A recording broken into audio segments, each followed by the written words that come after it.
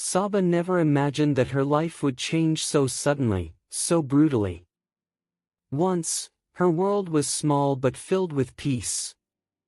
Her husband, Adil, was her strength, her comfort, and her greatest blessing.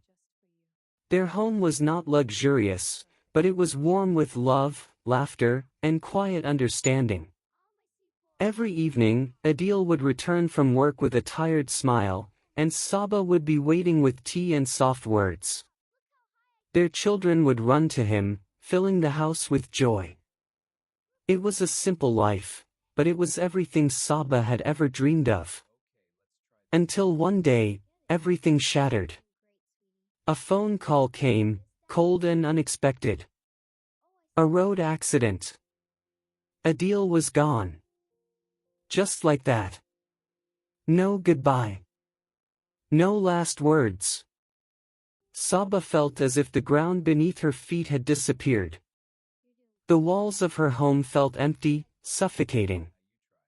The laughter that once echoed now turned into unbearable silence. But the hardest part wasn't her own pain. It was her children. "Ami, when will Abu come back?" her little son would ask, his innocent eyes searching for hope. Saba would force a smile, her heart breaking into pieces. She had no answer, only tears she hid in the darkness of the night. Saba had 5 brothers. They were well settled, financially stable, living comfortable lives. When they heard the news, they came, offered condolences, and said the words everyone says in difficult times. "Don't worry, Saba. We are here for you." For a moment, Saba felt relieved. She thought she was not alone. But time has a way of revealing truths that words often hide. In the beginning, her brothers helped a little, some money, some visits, some sympathy. But slowly, life pulled them back into their own routines. Their calls became less frequent. Their visits stopped. Their promises faded into silence. Saba never complained. She told herself, they must be busy, everyone has their own responsibilities. But deep inside, she understood. She was alone. One evening, as she sat in her dimly lit room, looking at her children sleeping peacefully, she made a decision. If no one was going to stand for her, she would stand for herself. The next morning, Saba took out her old sewing machine, something she had barely used before. She began stitching clothes for neighbors. At first, it was slow. Her fingers trembled, her eyes strained, and her heart felt heavy. But she didn't stop. Days turned into nights, and nights into endless hours of silent struggle. While her children slept, Saba would sit under a weak bulb, stitching fabric after fabric, thread after thread, holding her tears back as she worked. Her hands hurt. Her back ached. But her determination grew stronger. One day, her younger child fell seriously ill. The fever was high, and his small body burned with pain. The doctor prescribed medicines, but when Saba checked her purse, it was empty. For a moment, panic took over her heart. With trembling hands, she picked up her phone and called her eldest brother. "Bye. I need some help," she said softly. There was a pause on the other end. "Right now, it's a bit difficult." "I'll see later," he replied casually. The call ended. Saba stared at the phone for a long time.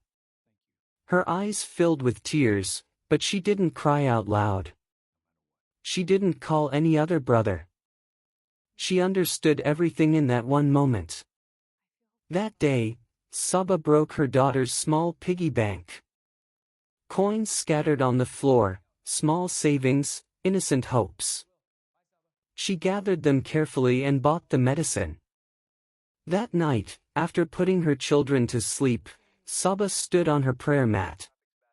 Her hands trembled as she raised them in dua. Ya Allah!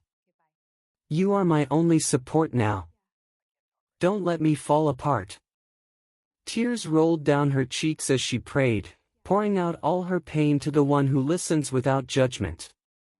From that night, something changed inside her. She stopped expecting from people. She started trusting only Allah and herself. Days passed. Weeks turned into months. Saba worked tirelessly. Her stitching improved. People began to notice her skill. Slowly, more women from the neighborhood started bringing clothes to her. Her small work began to grow. It wasn't easy. There were days when she felt like giving up, nights when exhaustion consumed her. But every time she looked at her children, she found strength again. She sent them to school. She taught them kindness, patience, and dignity. Years passed.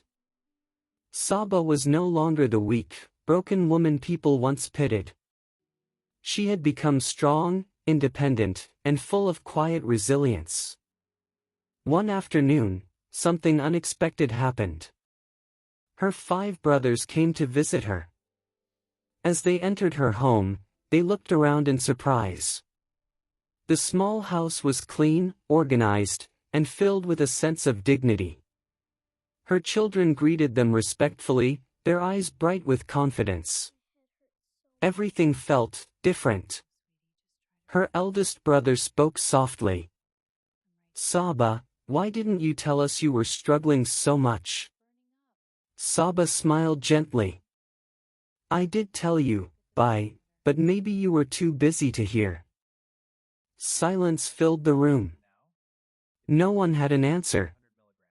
Another brother lowered his head, his voice shaking. Forgive us, Saba. We failed you. Saba looked at them, not with anger, not with bitterness. Just with calm acceptance.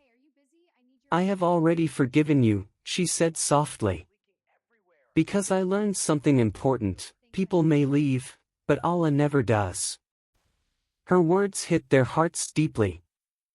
That day, her brothers saw a side of Saba they had never noticed before. She was no longer the helpless sister they once knew. She was stronger than all of them. She had rebuilt her life from nothing. She had protected her children, preserved her dignity, and kept her faith alive.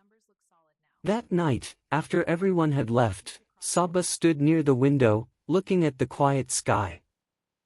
A soft breeze touched her face. She whispered, Adil.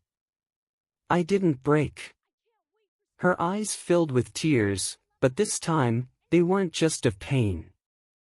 They were of strength, of survival, of victory.